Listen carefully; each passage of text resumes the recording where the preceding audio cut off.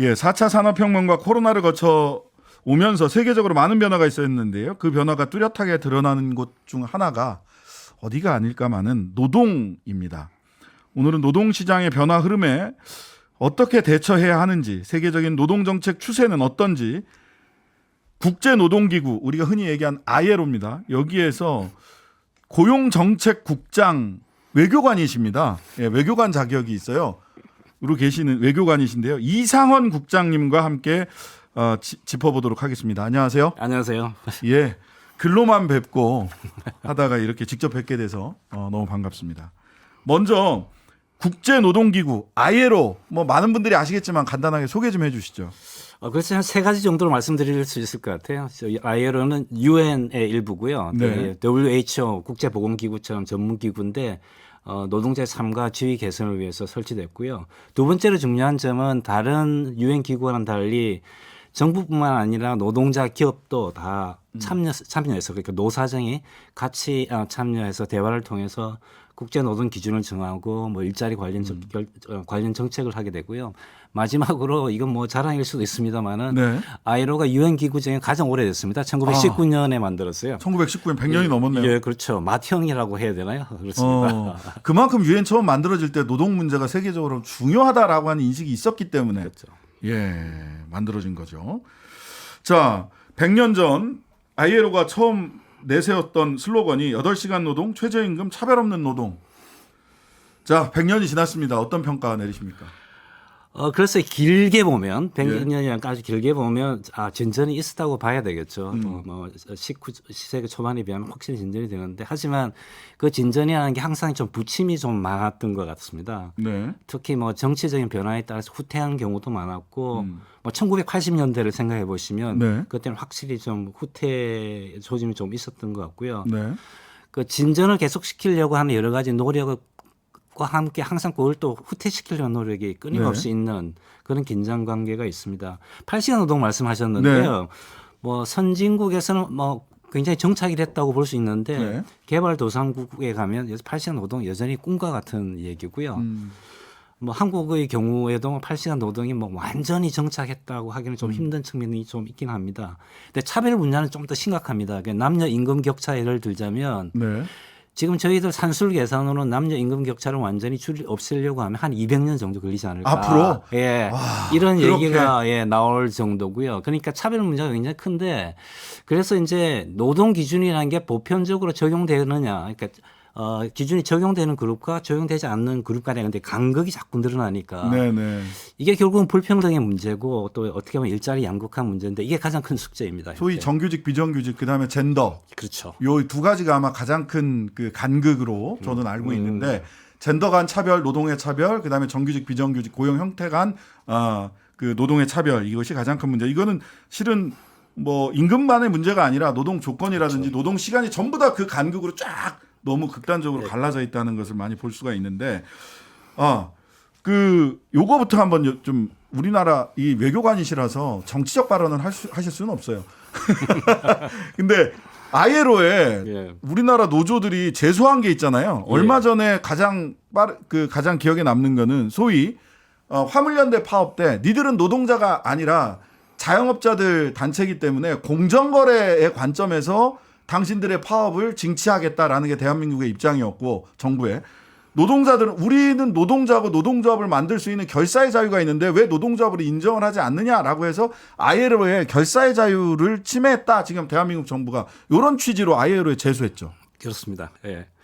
그걸 이 관련된 이 케이스는 이번이 처음이 아니고요. 예전 과거에도 유사한 케이스가 제기가 되고 그리고 검토가 돼서 그에 관련된 공고안이 이번 여러 차례 나온 적이 있습니다. 공고안의 핵심 내용은? 좀 적극적으로 결사의 자유를 인정하라는 취지의 화물연대는 노동조합 만들 수 있다. 그런 취지였습니다. 예. 그리고 지금 케이스는 아마 지금 검토 중에 있는 걸로 알고 있고요.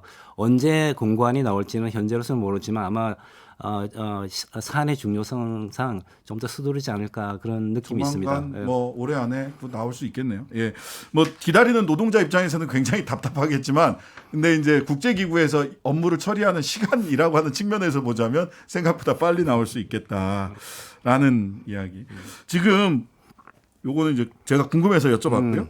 같이 가면 길이 된다라고 하는 책을 내셨잖아요. 예. 예, 저도 이 책 재밌게 잘 읽었습니다. 다 읽었는데 여기에 보면 크게 보면 이제 코로나 이전과 이후의 노동과 관련해서 많은 부분을 할애를 하셨고 하나는 그다음에 하나는 산재 관련된 이야기를 많이 하셨는데 예. 우선 요새 대한민국에서 가장 관심이 많이 되는 것이 이제 그 산재 부분이니까 산재 예. 부분을 먼저 여쭤보겠습니다. 산재 부분은 좀 제가 좀 중시하는 주제이기도 하고 좀 네. 과격하게 좀 표현을 썼습니다. 제가 뭐 사회의 집단적 음모다, 테러다 이런 표현까지 써가면서 시기내 풍습이다. 시기내 풍습이다 이렇게 쓰셨더라고요. 예, 제가 그렇게 설명을 쓴 이유는 첫 번째 이렇게 추세상으로 보면요, 네. 산재 사망이 유의미한 크기로 줄어들지가 않습니다. 첫째. 아 그래요? 예, 조금씩 줄어들지만 예. 그게 그렇게 크기가 크다고 할 수 없을 정도고요. 예. 두 번째는 더 중요한 거는 국제적인 세계적인 패턴에서 한국은 많이 벗어나 있습니다. 예를 들면 세계적으로 볼 때 소득이 증가하게 되면 산재 특히 산재 사망은 아주 빠르게 줄어드는 게 일반적인 빠르게. 국제적인 패턴인데요. 네. 이런 국제적인 관계에서 한국은 예외적입니다. 아주. 그러니까 아웃라이어라고 영어로 표현하는데요. 한마디로 말씀드리면 네. 소득은 선진국 수준인데 산재에 관한해서는 후진국이다 이런 거죠. 아 이게 안 줄어들어요? 아주 많이 벗어나 있습니다. 그러니까 소득과 산재 사망률 간에 우리가 음의 상관관계가 있다고 보통 이렇게 얘기하는데요. 네네. 소득이 늘면 산재 사망률은 쭉 줄어든다. 그런데 한국은 그 선에서 완전히 바깥으로 벗어나 있습니다. 그러니까 그만큼 한국은 소득 문제와는 무관하게 산재가 줄어들지 않는다는 거고요. 두 번째는 네. 그러면 이 이유가 그러면 뭐 정보가 없다든지 능력이 부족한 건가, 인프라가 부족한 건가 이런 걸 생각해 볼 수가 있는데요. 네. 근데 한국은 코비드 시대 상황 때 보면 이 개인의 상황을 다 알아내고 치료 방법을 서비스 그렇죠. 제공하고 할 수 있는 인프라랑 정보 능력이 있거든요. 네네. 그런데 왜 유독 그런 인프라가 이런 중요한 산재에만 적용되지 않는 거냐라는 네. 게 제 의문이고요. 네. 그래서 저는 여러 가지 면에서 결국은 뭐 어떤 사회 정치적 의지가 부족한 게 아닌가라는 좀 의심을 갖게 됐습니다. 그래서 좀 표현을 좀 심하게 했던 거고요. 그러니까요. 시기내 풍습이 횡행한다 이렇게까지 얘기를. 예. 거기에 덧붙여서 말씀을 드리면 예. 게다가 한국이 산재를 처리하는 방식이 산재라는 사회적 위험을 좀 특정 취약계층, 네. 그래서 하층이랄지 비정규직 네. 여기에 몰아주는 거죠. 소위 그러니까 위험의 외주화. 외자 바로 그렇죠. 예. 그러니까 불평등 구조가 바로 산재에 반영이 돼 있고요. 그러다 보니까 조금 심하게 말씀드리면 한국의 중산층 이상은 산재로부터 안전하죠. 그러니까 산재에 대해서 뭔가 특별하게 사회적 행위를 해야 되겠다는 뭐 인센티브가 부족하고요. 네. 그래서 결과적으로는 우리 산재 총량이 사망사고 총량이라는 것이 줄어들지 않는 게 아니냐. 그래서 좀 그러니까 뭔가 이게 사회적 집단적으로 뭔가 이 문제가 있지 않나 뭐 그런 생각을 많이 했습니다. 알겠습니다. 네. 사실 그렇게 총량이 계속 줄어들지 않고 근데 중산층은 안전하다라고 하면 소위 중산층 이하의 비정규직이나 청년이나 소위 하층 노동의 산재 비율은 오히려 올라갔다라고 생각할 수도 있겠네요. 예, 저는 그렇게 보고 있습니다. 그 요즘 아직도 산재 사고로 돌아가시는 분들이 많은데 제가 대충 짐작을 하면 이분은 비정규직 뭐 물량팀 조선업 같은 경우 이렇게 거라고 짐작을 하면 7-80% 맞습니다. 7-80%. 그러니까 그 정도로 우리나라에서는 산재의 위험이라는 것이 특정 취약계층에 집중되어 있다는 것이 드러나고요. 네. 예전에 비해서 그 상황이 더 심해지지 않았나 생각합니다. 자, 그다음에 하나는 사실은 뭐 AI 혁명이다. 또 과거에는 4차 산업혁명이다. 또 그 조금 더 뒤로 가면 정보혁명이다. 이런 소위 과학기술의 비약적 발전이 노동으로부터 인간을 해방시켜 줄 것이다라고 했는데 그렇지 않았거든요. 오히려 노동 조건 더 나빠지지 않았나요? 어떤가요? 그렇지. 과학기술의 발전과 노동. 예, 늘 그 기술 낙관주의가 있고요. 또 기술에서 너무 또 비관주의가 두 개가 항상 이렇게 언론에 도배를 하다시피 하는데 그것 때문에 기술이 사실 노동에 미치는 영향에 대해서 그렇게 좀 심도 깊은 논의가 좀 불가능한데요. 최근에 그 미국의 MIT 교수 중에 아세모글루라는 사람이 책을 하나 냈어요. 그러니까 책 이름이 권력과 진보라는 책인데요. 권력과 진보. 그 사람이 최근 몇천 년 동안의 기술 진화의 역사를 보았는데 불평등 관점에서 네. 그 양반이 내린 결론이 딱 하나입니다. 불평등이라는 것은 절대 불가피한 것은 아니다. 그것은 바로 정책적 선택 사항이다라고 이제 결론을 냈습니다.